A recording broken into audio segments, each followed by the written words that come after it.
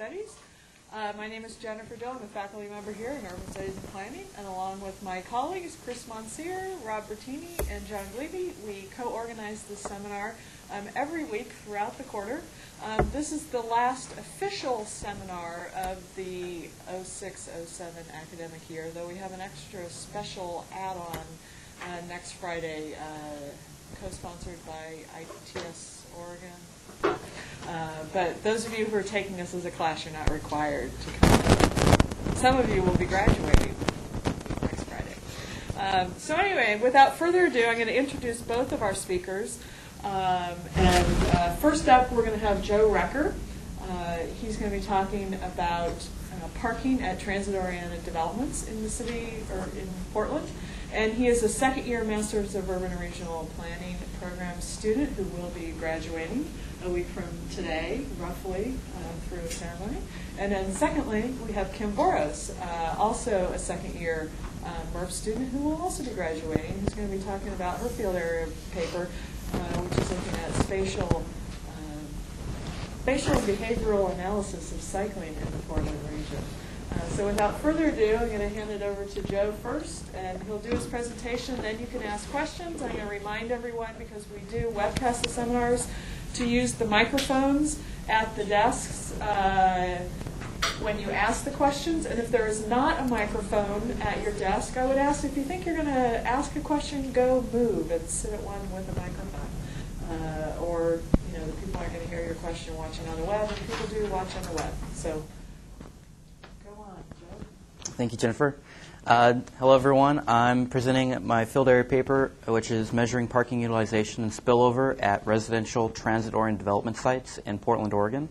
I just want to clarify that transit-oriented development for my study is looking at frequent service bus route and the developments in the city that adjacent to those. Also, this is a work in progress, so if you got feedback at the end, I'm more than welcome to listen to it.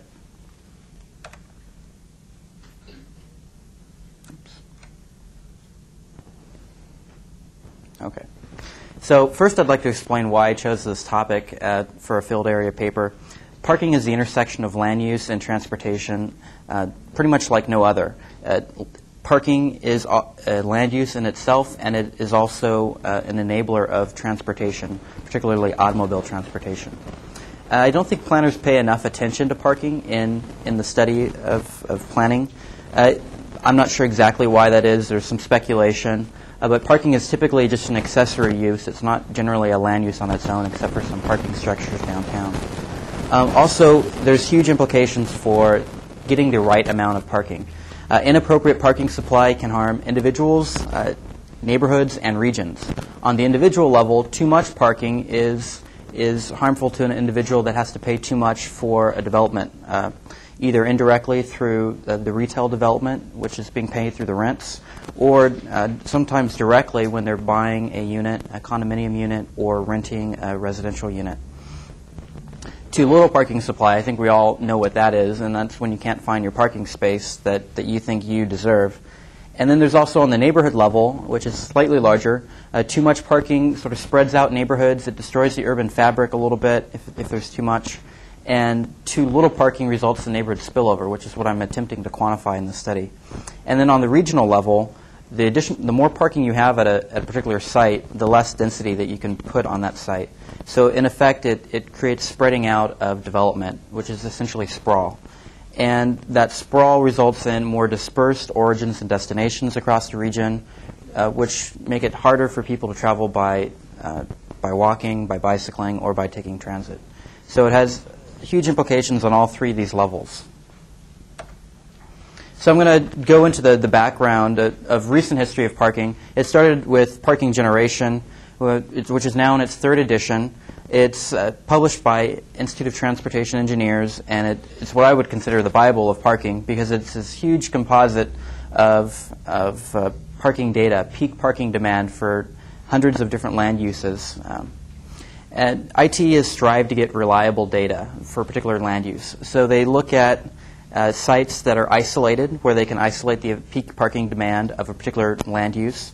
And these typically result in sites that are suburban, that lack transit access, and are void of the richness of transportation options that you'd experience in a more urban area. Additionally, their emphasis on peak parking demand has somewhat biased these numbers towards an oversupply of parking, and it doesn't necessarily recognize the variation that can occur within parking demand. It's more true with commercial development, where you can have a variation throughout the year, but it can also be true of residential development, where you have variations throughout the week. But I should just mention that Parking Generation, in their third edition, they're much more cognizant of the location that the developments are in, and they're more cognizant of different factors that can influence parking demand. So they've gotten quite a bit better. I borrowed this from Todd Littman's book, Parking Management Best Practices, and this highlights the difference between the old parking paradigm and the new parking paradigm. And I think we're moving away from that ITE book, which I consider the old parking paradigm, which looks at parking problems as an inadequate supply, too little parking. I think we're starting to recognize that too much parking is just as harmful as too little parking.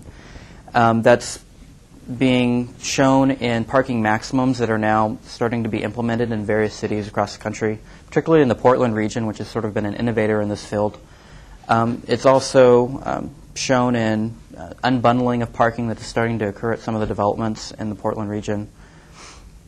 And then we're moving away from, at least I am, and I think some people are starting to, at least professionals are moving away from the notion that all parking should be free. And we're starting to recognize that people should pay for their independent transportation decisions. If they're choosing to drive by automobile, they should pay for the cost of providing the automobile space at that development. And that's particularly true with residential developments, where you have a choice of which developments you live in. And then also the old version was to just apply that parking standard, that peak parking demand, because an oversupply is not a problem, it's an undersupply that's a problem. And we're moving towards getting the parking requirements reflecting each appropriate situation. And these are some of the new books that have been put out recently. The Environmental Protection Agency is recognizing the connection between the environment and parking, and they've put out this manual called Parking Spaces, Community Places, which is also on that, looking at maximums as a way to restrict too much parking, because they recognize the harmful effects of that. Parking Management Best Practices by Todd Littman, and The High Cost of Free Parking by Donald Shoup. They're both advocating maybe potentially getting rid of parking minimums, establishing parking maximums, and also pricing of parking to manage supply. So these are all sort of in that new paradigm of parking that's starting to occur in the profession. So I pulled out a parking code for residential development from a city that I used to work in, Long Beach. And this code is sort of an endemic of the old paradigm of parking, which is every development needs to provide all of the potential parking for that site on the site. And there's no recognition of on-street parking as a potential to accommodate parking demand in perhaps a more flexible situation where the on-street parking is used by other different uses during different times of the day. And then here's the Portland standard, which is almost half, if not more than half, less than that prior standard, which is this one is only one parking space per unit in the city of Portland. And then on top of that, there's a lot of flexibility built into this code, which allows for bike and motorcycle parking to reduce automobile parking, and then providing transit supportive plazas is also an ability to reduce parking requirements. And then there's this final exception, which I found extremely fascinating. I've never seen something like this coming from Long Beach, where we don't require any parking in the city if you're adjacent to a transit street, providing what I think is a modest level of service, only 20-minute headways for transit. And it's this exception that I'm sort of building my study on, because I'm looking at sites that were built under this exception. So here's a map of TriMet's frequent service bus routes in the city of Portland. All of these routes qualify for that exception, and that covers quite a bit of the city. So this has huge implications for the development of our urban environment. If all of the developments are built without any parking, certainly that could cause some problems. But as I'll show in the sites that I've selected, developers are not providing no parking, they're providing some parking, and I'm going to be looking at whether or not that's adequate. So I just alluded to this, but the purpose of the study is to measure parking utilization at these sites that are developed under the exemption, investigate spillover issues at each of these sites, and then consider some of the potential remedies that could be employed to solve any spillover problems that do occur. And there are some sites where that is a problem. So the methodology I employed was to first select the sites. I wanted to select sites that were on these frequent service transit routes, collect some background information that might shed some light into the particular parking demands of a site, recognizing that there are a number of variables that influence parking demand. Affordable housing and pricing of parking are two big ones, but there's also car ownership for the census area, which on the block group level can provide some light. There's also mode of travel to work, which is sort of one measure that we can use to estimate mode travel. And then I did some data collection. And this was the most challenging part of the study because looking for or doing peak hour parking counts at residential sites requires me to go out there between 12 p.m. or 12 a.m., midnight, and 5 a.m. And that's a really uncomfortable time to be out, and I want to get some sleep, but I can't. So this was definitely the least favorite part of this research. And then I did some 2 non-peak hour counts just to look at the variation in parking supply that can occur, or parking demand that may occur. And then I wanted to analyze this data. I did this graphically, and I also did some basic statistics looking at occupancy rates and such. This map shows where these parking or studies occurred. There's one in inner North Portland, one in inner Northeast Portland, and then the other 3 are in inner Southeast Portland. These are all areas that are rich in transit options. They're a rich variety of bicycle network options for people. Walking is typically a high percentage of mode of travel for this area. So if there's any part of Portland where parking demand should be decreased, this is where it should be. So I'm looking at how effective that is working. So the next few slides, I'm going to be looking at individual sites and giving some statistics about the neighborhood, and then also about the parking demand data that I came up with during my counts. This first site, the most notable thing that I wanted to point out was that over half of the renter households in this area do not own a vehicle, and that's an extraordinary number. In the city of Portland as a whole, a quarter of renter households do not own vehicles, which is probably much higher than the national average. But this neighborhood in particular has twice that. So this is probably a good candidate for lowering a parking demand, for a lower parking demand. So the site was built with less than 1 parking spaces per unit, as are all of the other sites. And it's an affordable housing site, which is typically associated with lower parking demand. And it experiences free and shared parking. And this is a particularly good shared parking example because it's shared with a child care center and a bank, which do not have any parking on Sundays. There's no parking on Sunday for those commercial uses. And then additionally, they get out kind of early. They're office-type uses. So at 5 o'clock, they close, their cars leave, and people that are returning from work to this site have all of these open parking spaces. So it's a very complementary arrangement. So of the 4 peak hour counts, the highest count was that only 56% of the parking at this site was full, which is a pretty low number considering that less than 1 parking spaces per unit was provided. But I still found some spillover occurring, and I'll show that in the next slide. So I didn't do a very comprehensive street parking count for this development. I did for some of the other ones. But I didn't think that there was much spillover occurring because such a small percentage of that on-site parking was actually being used. I think that people were parking on the street here only because it's more convenient. That orange diamond is the entrance to the building, and people are parking closer to that. I think those 2 open parking spaces are just there because people can't see they're there. And there's not an opportunity to turn around at the end of the street. But taking into account the street parking, I did an estimated parking demand based on what I think was potential spillover from this development. And it still came to 0.64 cars per unit, which is less than what they've provided on site. So I think this one is an appropriately parked development. I don't think there's any spillover occurring. affordable housing is probably a huge component of that. But I should mention that I'm going to compare all of these rates to the ITE at the end of the study and look at their urban standards for mid to low-rise apartment developments. And it's interesting to note that half of those that ITE took their accounts from were also affordable housing sites. The second site, nothing too significant about the neighborhood, about twice the average transit mode share. So it's got excellent transit service. Pretty average, actually lower percentage of renters with no vehicle households in this area. Built to roughly the same parking standard, well less than one space per unit. These are market rate apartments, and interestingly, these are priced parking facilities at this site. So people have to pay for a parking space if they're going to use the parking on site. And actually, talking to the manager, all of those parking spaces have been rented or reserved by tenants of this development. So it's really no surprise that if people are paying for this parking, they're actually using it. And there's a pretty high parking utilization at this site, 94%. Maybe someone just wasn't there during that week. I don't know.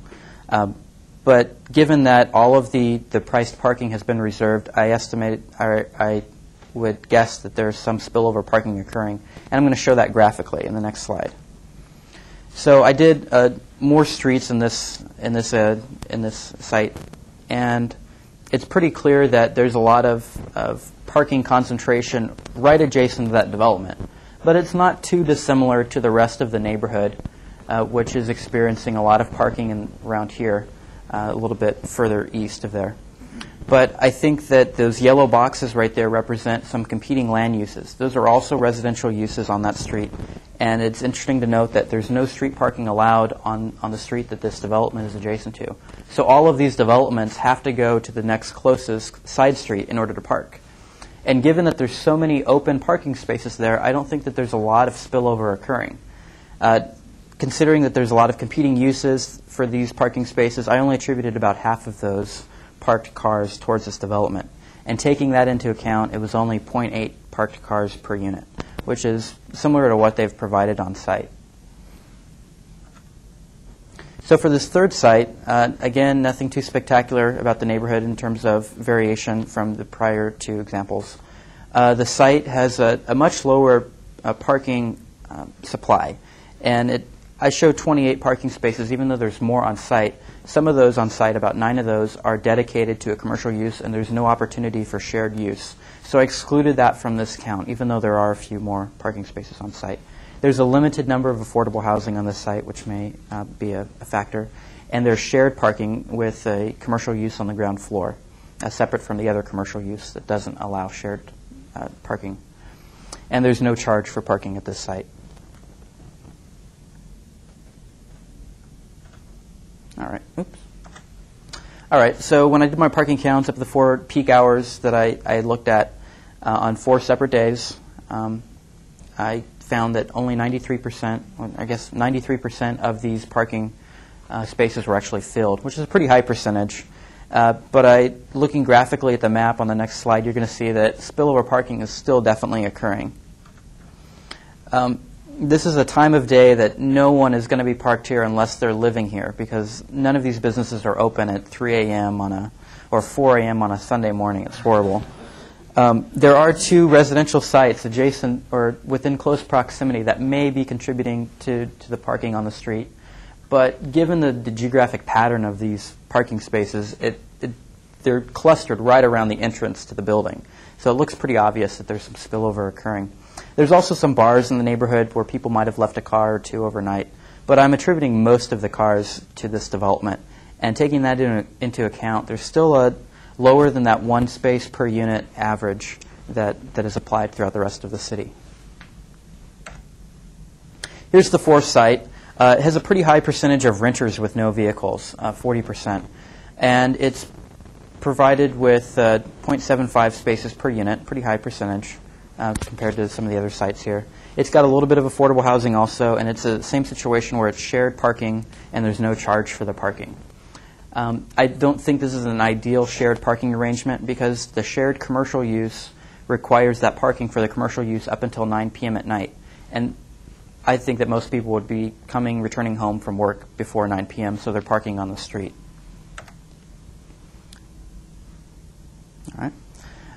So I only found that 75% of the on-site parking was filled at the peak parking demand for residential uses. And I found this pretty interesting, considering that the street parking is so congested, as you'll see on the next slide. But I think there's a lot of complex issues at work for this site. There's a lot of nighttime uses surrounding this development, which is pushing cars for this development further out because there's such little available space close to the development when people are returning from home. And additionally, people don't have the opportunity to park on site for those shared parking spaces when they're returning from home. So spillover parking, I think, is likely occurring, and you'll see that geographic pattern clustered around the building entrance again.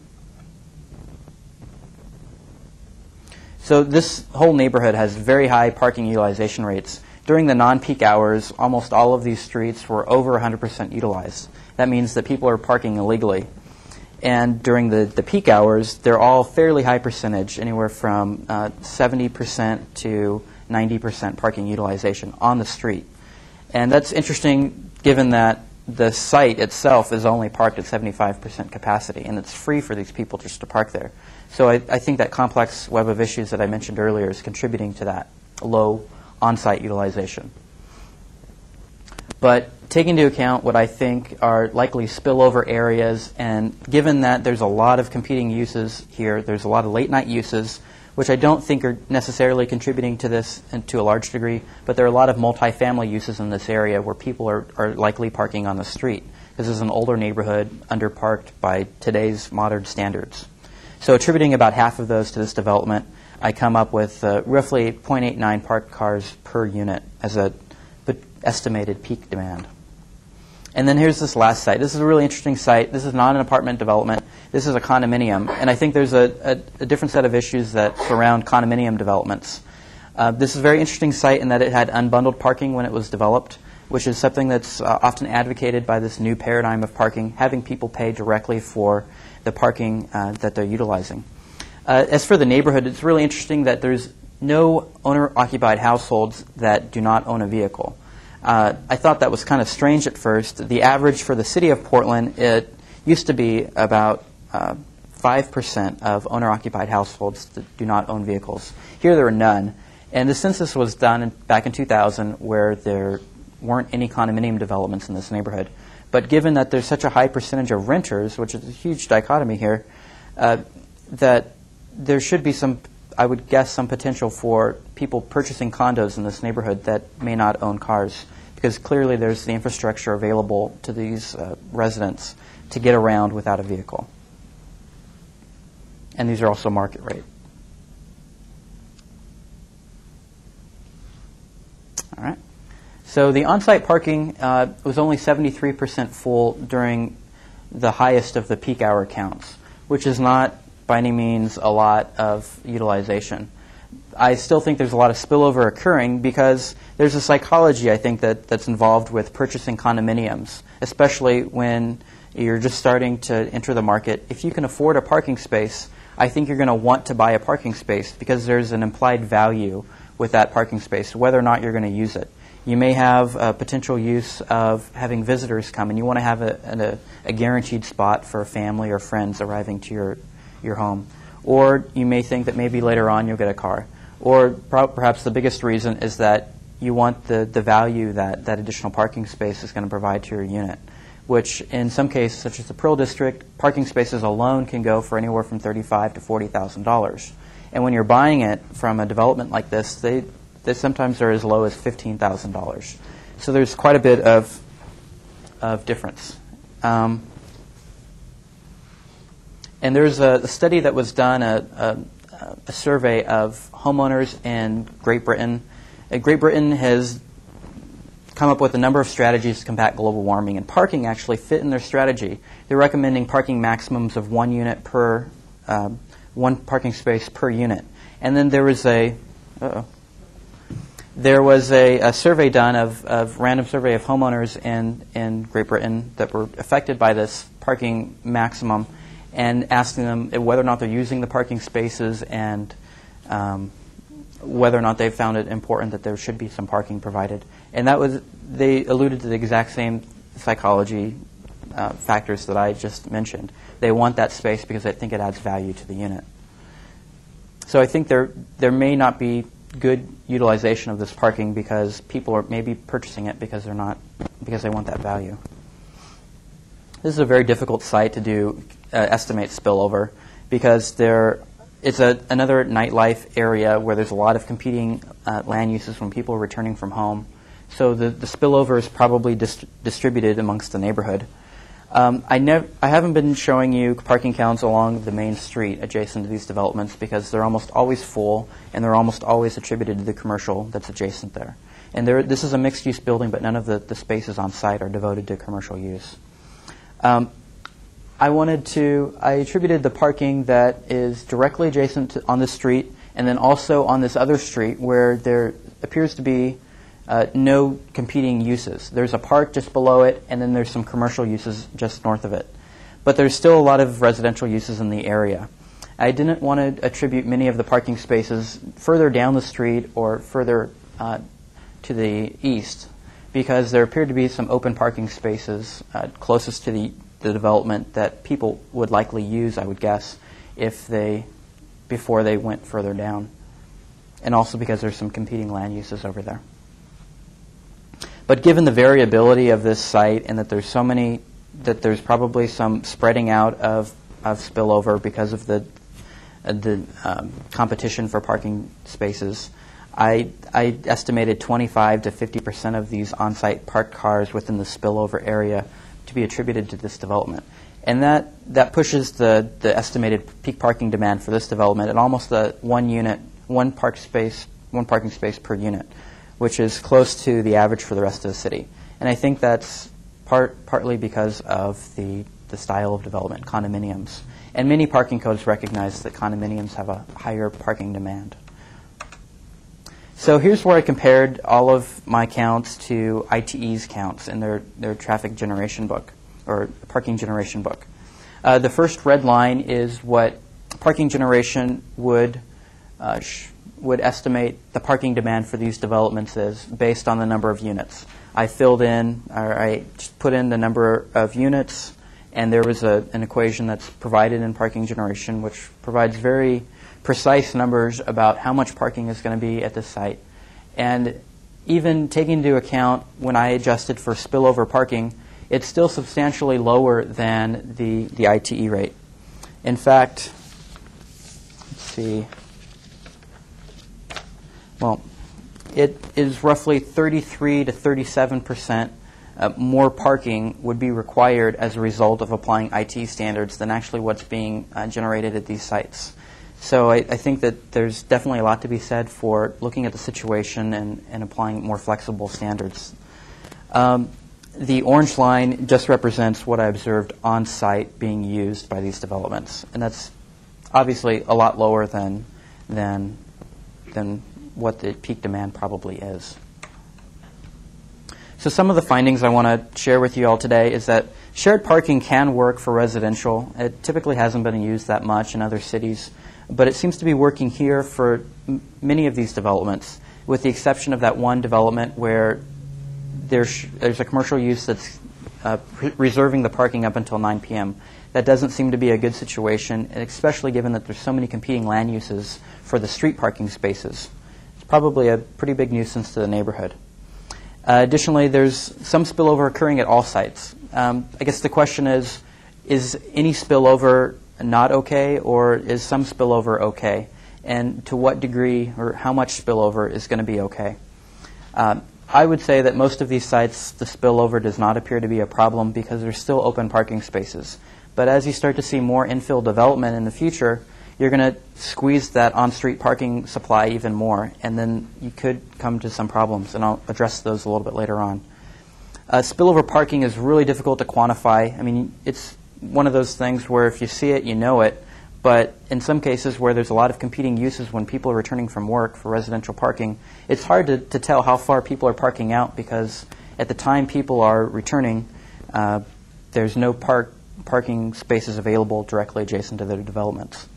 And then lastly, developers seem to be providing some reasonable parking supply, even though they're not required to. I think there's a lot of fear in a lot of communities that if we don't have any parking requirements at all, developers are going to put in no parking, or they're going to put way too little parking.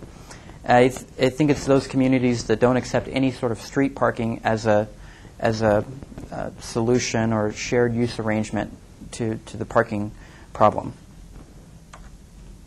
So I'm just going to highlight some of these policy trade-offs that I mentioned earlier. The more parking you have, the more that you can satisfy the demand on site. The lower the density, which conflicts with some of the regional goals we have here in the metro region and possibly in other regions. The less infill development that you're going to have. It's more difficult to develop a site when you have to provide a significant number of parking spaces per unit. You're going to have to go underground, which usually doesn't work for a lot of developments. And you can talk to developers and they'll tell you the exact same thing. Additionally, the urban design suffers. For mixed-use buildings, usually the commercial space is the first to go to make way for parking.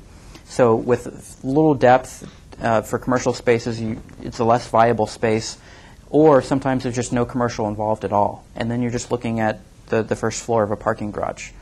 Additionally, it increases the housing costs, and there's been many studies done on that. Donald Shoup has shown that in his book, The High Cost of Free Parking, and Martin Wax has put out a report on the affordability and parking relationship.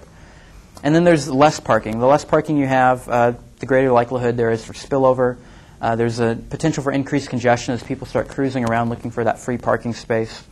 But it does allow higher density. There's going to be more infill development, as we're starting to see on the east side of Portland. And there's better potential for better urban design. I talked to one of the developers of these developments, and he mentioned that it's really a balancing act between the urban design of the development and how much parking he thinks he can sell for that development. And additionally, there's the potential for lowering housing costs when you have less parking supply. So here's some of the parking management options. These are some strategies that can be employed either now or later on. Pricing parking is usually very adamantly opposed by neighborhoods, especially when it's street parking. People think of it as their right to have free parking. And again, I think that's part of the old paradigm that this unmanaged parking supply should be totally free. But Donald Shoup mentions this, and I'll reiterate it, that when you have free parking totally open to everyone, you have that commons problem where people are going to start taking advantage of it and people aren't paying for their share. So I think pricing the parking can actually result in better management of that on-street parking supply. There's also the potential for car sharing. I didn't mention this earlier on, but there are several of the sites did have a car share available to them, 3 of the 5. Car sharing has a potential, that, according to research, to reduce car ownership by 10 to 15 vehicles per car share vehicle. Shared parking is another opportunity for more efficient use of parking supply. Mixing uses can allow more access to commercial within walking distance and bicycling distance of residential development, reducing the need to own a car. And then also improving transportation options like bicycle network and transit frequency seem to be having an effect on parking demand, at least at these sites, compared to the rest of the Portland region. And then lastly, I'll just mention flexible parking requirements, which is an alternative approach, which states that, okay, we're going to have a 1 parking space per unit requirement, but then we'll have additional flexibility built into that so that you can reduce that parking requirement if you show to the city that you can reduce the demand by having a car share available on the site, by having better and additional bike facilities, by showing that you're in an area that has excellent bike network and great transit ridership, and you show the numbers that support that. So that's another approach. And then just throw it out there, future research, and this is something that I'm hoping to do within this paper, is to look a little bit closer at the street parking characteristics, such as on-street regulations, and seeing how far that's pushing people to park away from their building. And then also looking a little bit more in-depthly at the adjacent land uses and looking at the hours of operation, which I've sort of alluded to just on the surface, but I think that there could be some more work in depth on that. And then also surveying the residents of the site, asking whether or not they own a car, actually looking a little bit deeper into that. Further research implies if I had more time and resources to do these things, which surveying residents is not something that I have time for in this paper. And then additionally, looking at vehicle registration data. I'm not sure if that data is necessarily available to researchers, but that would be a prime opportunity to associate license plates with where that vehicle is registered and see if they're parking because they live there or if these are people parking from outside of the area. So that concludes my presentation, and I'm like to take questions now, I believe. Yes.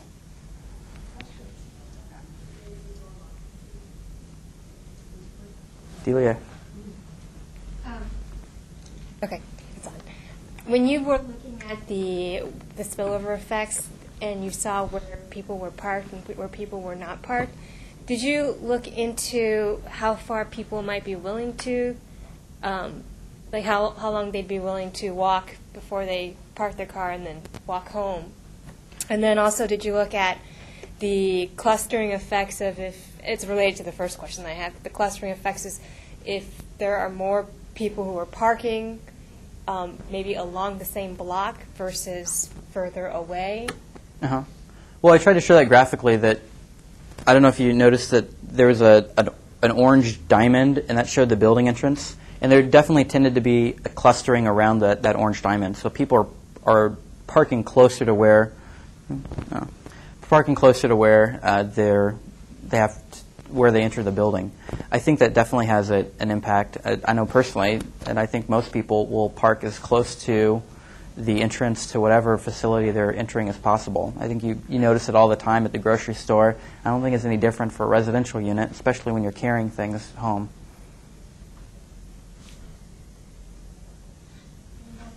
Yeah, go ahead. I live in the Northwest neighborhood where you buy residents can buy a pass for the month. Right. And it's interesting how far people are willing to walk, because when you come home, you really have no choice but to find a place to park and walk. But I also wonder, actually, I completely forgot my question. Sorry. So the people that are walking that far, is it because they don't have access to a residential permit? Because they should have access to it. Is it Right. just because they don't want to pay? It doesn't guarantee a spot. Oh, okay. Because they might all be full. So I'm sorry, I forgot where I was going with that. Oh, that's okay. Yes.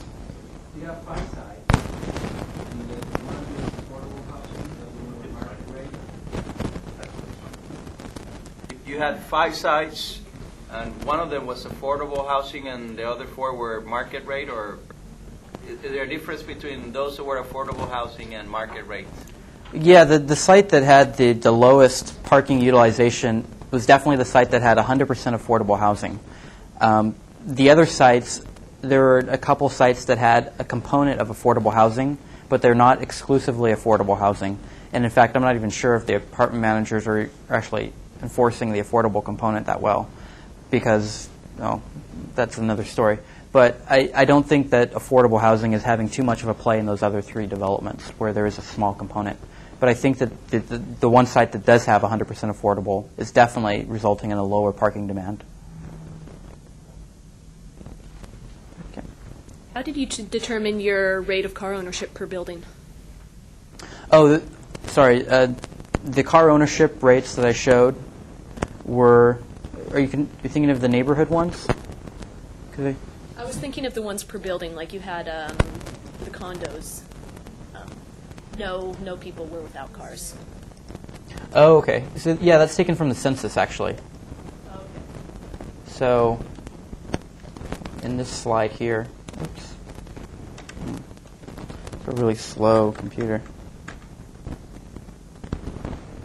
So, yeah, I looked at the census block group, and so, like right here, those numbers of 0 owners, households with no vehicles, and 40% renter households with no vehicles, those represent the block group, and that's actually from 2000 census. So it's a little bit out of date.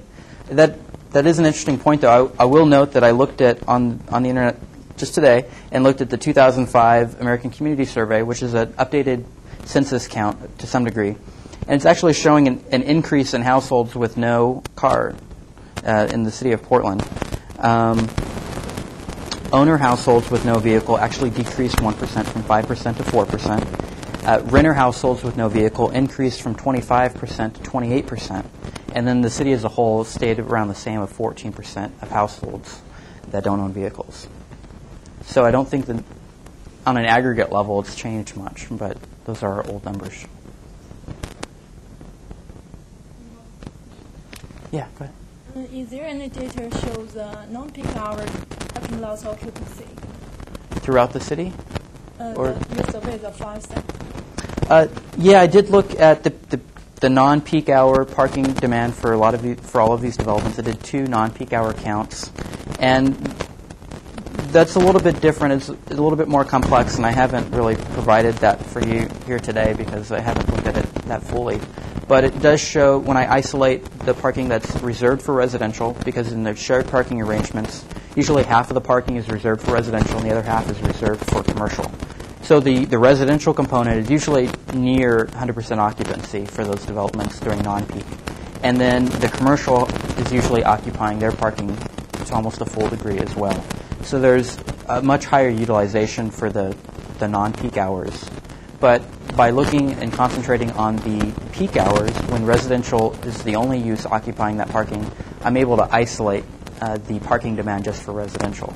Just like IT would look at a suburban site that's isolated, this is sort of my way of isolating the effects of the residential. It's interesting to note that all of the neighborhood streets in each one of these developments, the surface parking there's a much higher utilization during the non-peak hours. So the commercial developments are clearly using that street parking as well.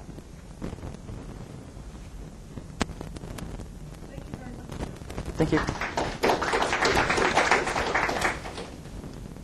So we'll have a quick transition for Kim Voros, our second MURP student.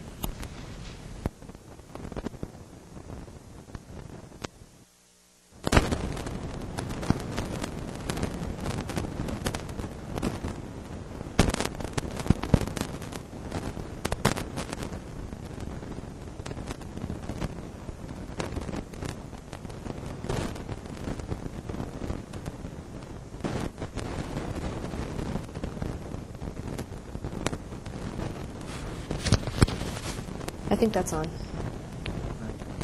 Red light? Yeah. So as you guys have heard about 3 times now, I'm Kim Voros, and my field area paper is on spatial and behavioral analysis of cycling in the Portland metro region. Yeah, it is as much of a mouthful as it looks like. So here's a brief outline of my presentation. We'll start with an introduction, go through a literature review, show my data and methods. I'll present some preliminary findings, and we'll take conclusions and next steps. Like Joe's presentation, this one is still very much a work in progress, so I'll welcome any questions and feedback at the end, and that will be incorporated into the rest of the paper before I complete it. So a little bit of background on why cycling is important and how I came to this paper is well, it's kind of starts with my GRA from this year, my research assistantship with Jennifer, and I've become increasingly interested as I've been in Portland, which is a bicycle-friendly city, and I've learned more about it. You can see that we've learned bicycling is an underutilized form of transportation. If we're looking at all of the trips taken in the United States, about 60% of those are less than 5 miles long. 40% of those, all trips, are less than 2 miles, and less than 1% of trips are made currently by bicycle.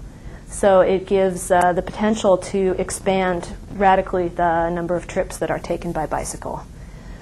Well, another link to a field is with public health, is inactive lifestyle is cited to cause about 200,000 deaths a year, which is second only to tobacco and nicotine, which causes about 400,000 deaths estimated in the United States. And those are for preventable behavioral-related deaths. That doesn't factor in cancer or car accidents or anything of that nature. So the research question that I am asking is, what are the differences between people that bicycle purely for recreation, and what is the difference between people that bicycle for utilitarian and recreational purposes? And for the purpose of this paper, a utilitarian rider is someone that bicycles for transportation. So they use their bike in place of their car to go to the grocery store or to go to a friend's house or commute to work or school or home.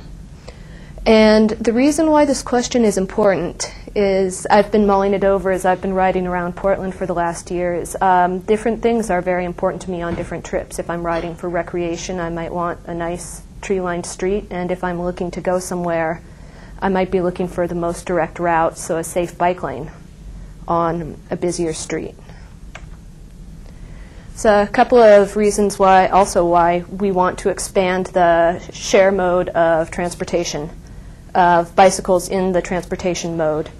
And if we can reduce automobile vehicle miles traveled for shorter trips, that will theoretically reduce congestion and increase air quality, as you don't have as much carbon being released into the atmosphere. And if you want to do this efficiently, you need to know what people want so you can make good use of those scarce resource dollars. And really, we need to look at what interests potential cyclists, because that's where you can gain ground. I don't have it here, but Roger Geller of the City of Portland commonly has a graph that you can find in the front of the BTA manual that shows the hypothesized percentage breakdown of riders. About 35% of people will never bike, are not interested in biking. About 35% are interested, occasional riders, and then you have about 10% that are regular confident riders and will go anywhere.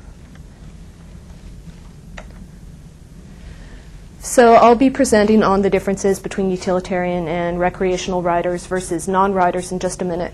But the research that I'm doing is building off a survey that Jennifer Dill conducted in 2005. And these are some of the prior research findings. I'll just highlight them. So higher shares of younger adults are going to ride. So as you get older, the likelihood that you're going to be a cyclist decreases. There's a perception that the availability of bike lanes people that bike more have the perception that there are more bike lanes around.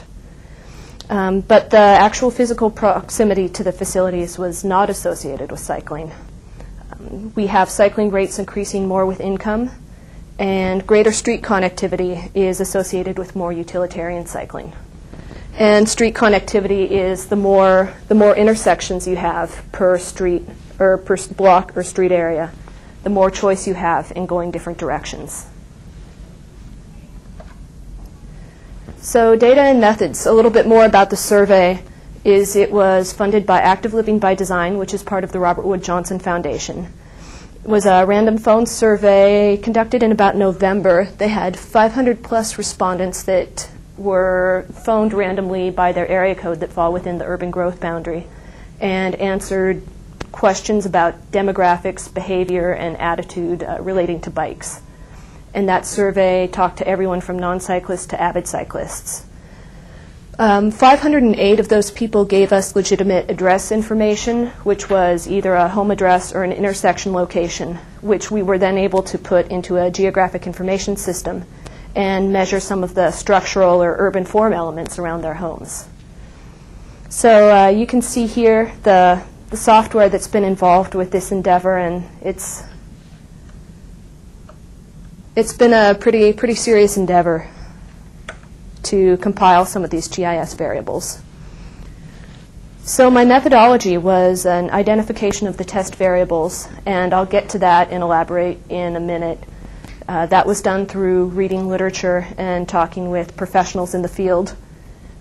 The creation of the GIS variables came next, and most of that data was pulled from RLIS, which is the Regional Land Information System, compiled by Metro. They've been releasing that for the last 10 to 15 years, so it provides a great solid base for GIS information about urban form in the region here. Next came the definition of utilitarian, recreational, and non-rider categories based on the survey data that we had, and I'll get back to those definitions in a minute.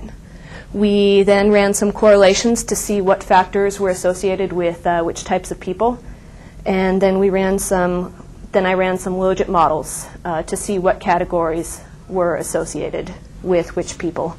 And logit models, if you're not familiar with them, is a type of multivariate analysis where you can look at categorical differences between people instead of linear differences and figure out what probability it is that different factors influence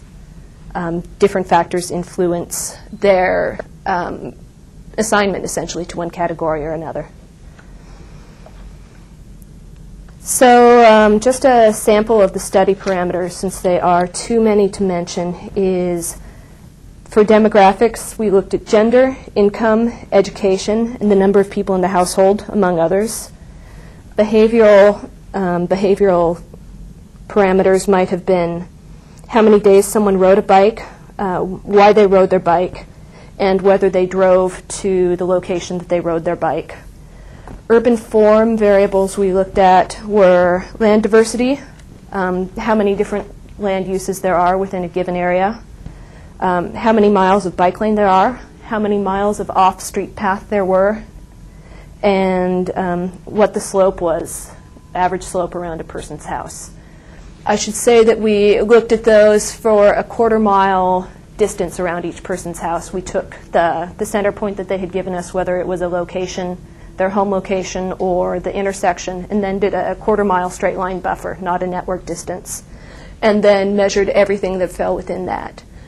I've also ran those numbers for a half-mile distance and a 1.8-mile distance, but those results won't be presented today.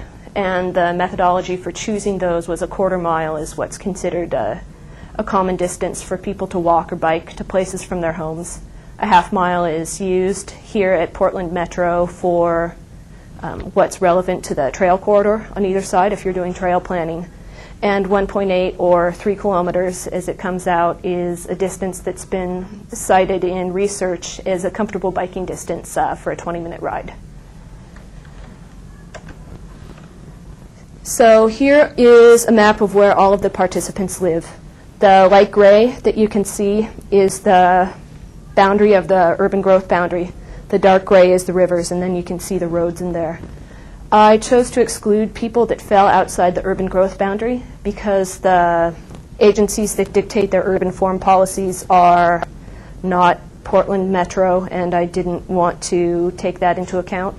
And also because of the rural character of the land, biking behavior out there is likely going to be very different and outside the scope of this study. Okay. We're going to jump back here to the definition of the utilitarian, recreational, and non-rider categories.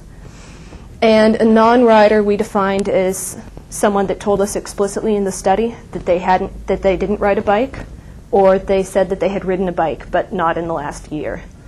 So a utilitarian rider is a what I would call a frequent utilitarian rider, someone that rode their bike for purposes of transportation sometime, at least once a week during the summer, and rode from their house sometimes. And then recreational cyclists were people that fell somewhere in between. They had reported riding in the last summer, but not necessarily every week. So just looking at a few of the group characteristics here, we have type of rider by age. And you can see a couple of interesting things is definitely non-riders. The rate or the share of non-riders per each age bracket increases as you get older. Recreational riding peaks in the 35-year-old bracket, then it drops off in sort of a bell shape. But the utilitarian riders start highest in the 18 to 46-year-old group, but you don't lose nearly as many from 44 on as you do in the recreational riders. My apologies, yes.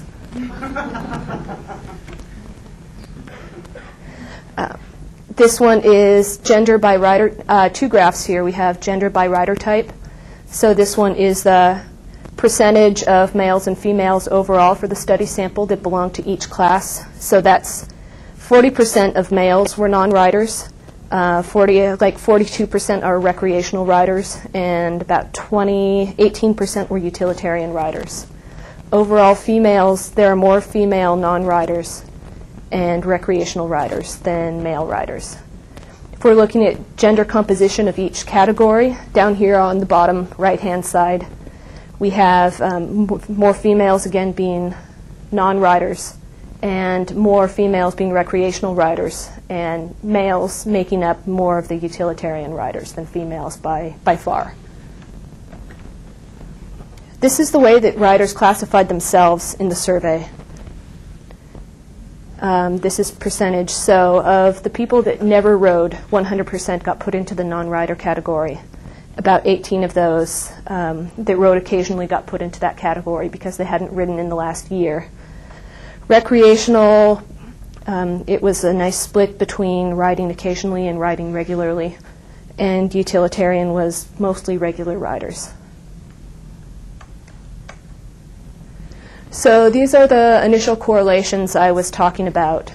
And my apologies if you can't see this too well. But these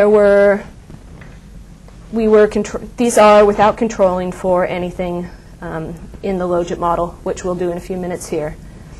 There are some interesting differences between the utilitarian and recreational riders. Utilitarian riders tend not to drive places with their bikes, which is this first summer days driven. They tend to spend more time on their bike, and they live closer to community facilities such as light rail stations, bus stops, city halls, downtown Portland here. They tend to ride more per summer month. 2 pluses means it was a stronger correlation over with an R over 0.4. This home outside neighborhood category is people that ride their bike from their houses to places outside their neighborhood. The utilitarian riders tend to have a lower income, fewer household members, and fewer people under the age of 18. So if you have a higher income, more people in your household, and people in your household under 18, you're more likely to be a recreational rider. These down here, these pro transit, pro walk, pro bike, are from a factor analysis which was done by Jennifer Dill, and that occurs when she took a lot of the attitude questions, such as I like to ride my bike, I feel that riding in a car is safer, and you come out with factors that kind of predict the behavior so you don't have as many variables to deal with. It's a way to condense the information and make it easier to work with. So you can see that both utilitarian and recreational riders are in favor of transit. Utilitarians are significantly pro-walking and pro-biking. Recreational riders like to minimize their travel. The rest of those didn't come out. And their utilitarian riders are interested or have correlations with feet of bike lane and feet of regional trail. Looking at some of these on the top graph here are physical characteristics of people's neighborhoods. Connected node ratio is essentially the ratio of in this case, 4-way intersections to dead ends. So that's a measure of connectivity.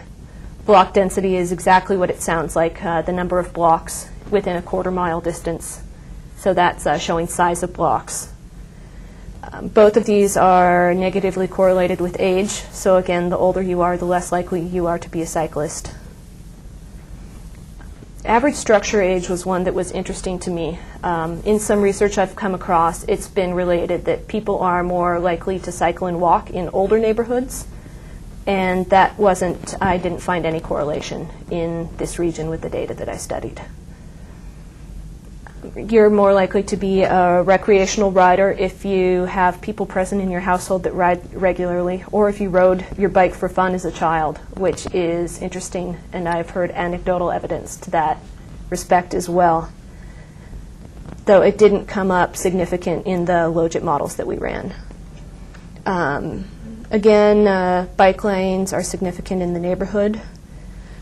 And on the bottom graph here, we have a couple of basically attitude and perception questions that you have bike lanes that connect where you need to go in your neighborhood. Recreational people tend to have a more negative perception of facilities in their neighborhood for biking rather than utilitarian riders that tend to be more positive or have a more positive perception of their neighborhoods. These last four are barriers to biking. And recreational people believe that their barriers to biking more are a lack of trails or bike lanes, too many hills, and no safe places to bike nearby. I thought specifically interesting was for utilitarian riders that one of their barriers is a lack of interesting places near their homes to ride.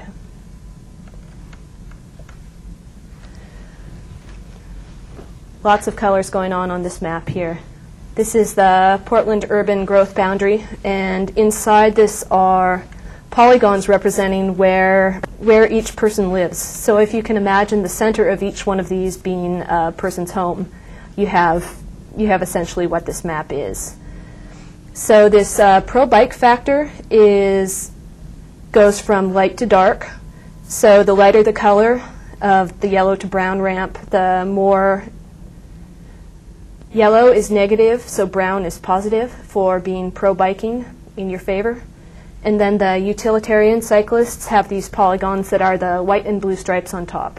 So you can start to see where the attitudes and the pro-biking and the behaviors are starting to fall in. And we are seeing a lot of this happening in the inner southeast area, in the inner northeast area, as well as downtown, which is where I would expect.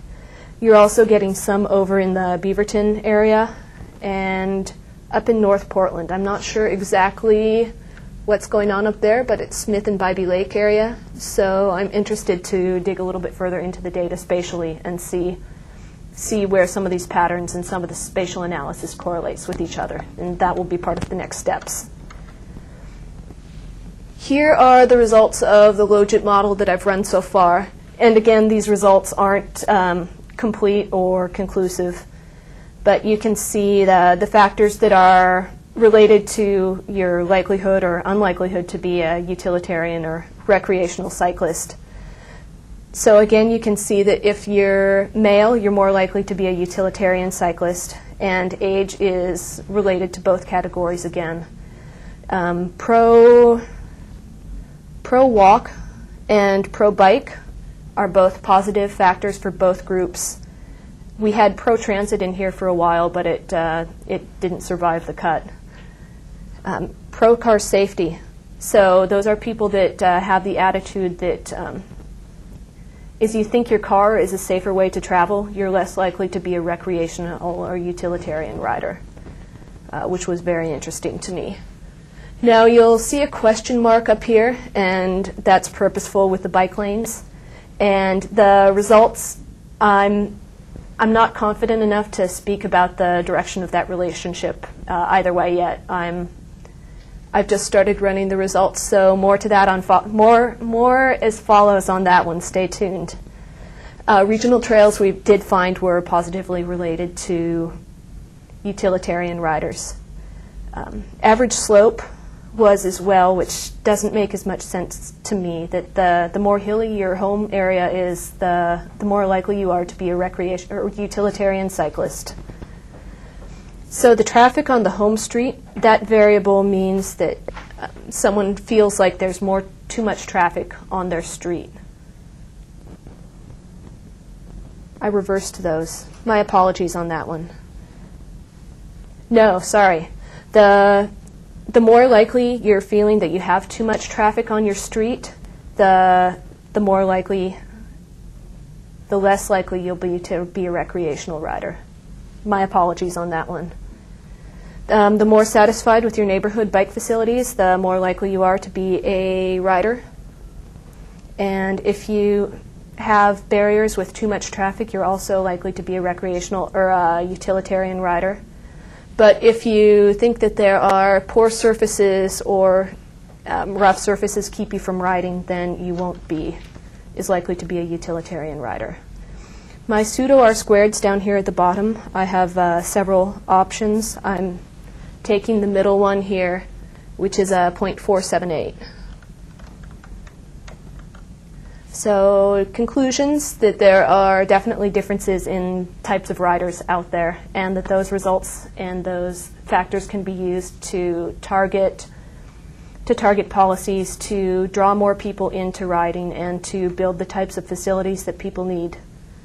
Next steps for the rest of this paper are to do some additional validation of the models, some additional analysis of some of the ride parameters, and some spatial analysis of the results. I wanted to say thank you to Jennifer, Dill, and John Glebe especially, who are the readers on my paper, and then the students, PSU students here that have provided technical support or emotional support throughout the process of this paper. Questions? Yeah. I was wondering if all the survey respondents actually own bicycles. A large portion of them do. I should have put that in here. It was about an 85%, I believe. And they all had the physical ability to ride a bicycle. That was Yeah. a screening question. If they physically could not ride a bike, the survey ended. All the people were also over 18. Wendy? Oh. Sorry. Chris? Can you elaborate how you measured the slope? Yes. I used a USGS 10-meter DEM, which then I took the road segments, or the road network for the city of Portland that I had created using Network Analyst. I used 3D Analyst to elevate the roads to create, to attribute the GIS network with a Z value, which is essentially an elevation. And then there's an extension called ET GeoWizards that allows you to extract those Z values from those segments. And then I measured I took the slope change between the end of one road segment and the next and did the overall change and then divided that by the total linear feet of road.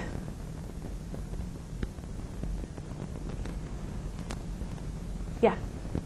I got two questions. The first is, for the telephone survey, you said that you got a little over 500 to participate. How many people did you guys actually phone? 530. I don't know how many were phoned, but the final results were 539 people. Okay. So we had invalid location data for about 35 people, and one person did all of their bike travel in Arizona, so we excluded them as well.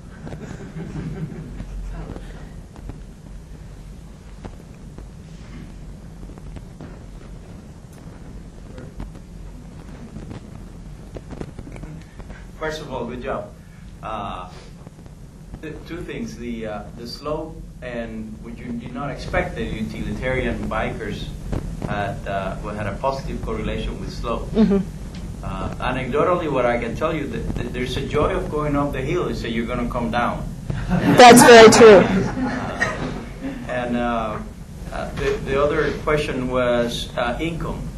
The recreational bikers had higher income than utilitarian bikers. They usually own more expensive bicycles. Mm-hmm. Thank you.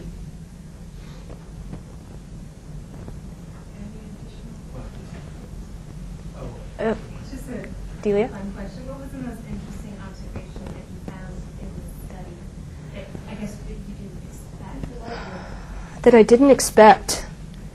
That poor surfaces like debris in the roadways and was really a barrier to utilitarian cycling. I've heard that anecdotally, but really to see that play out in the numbers was fun for me.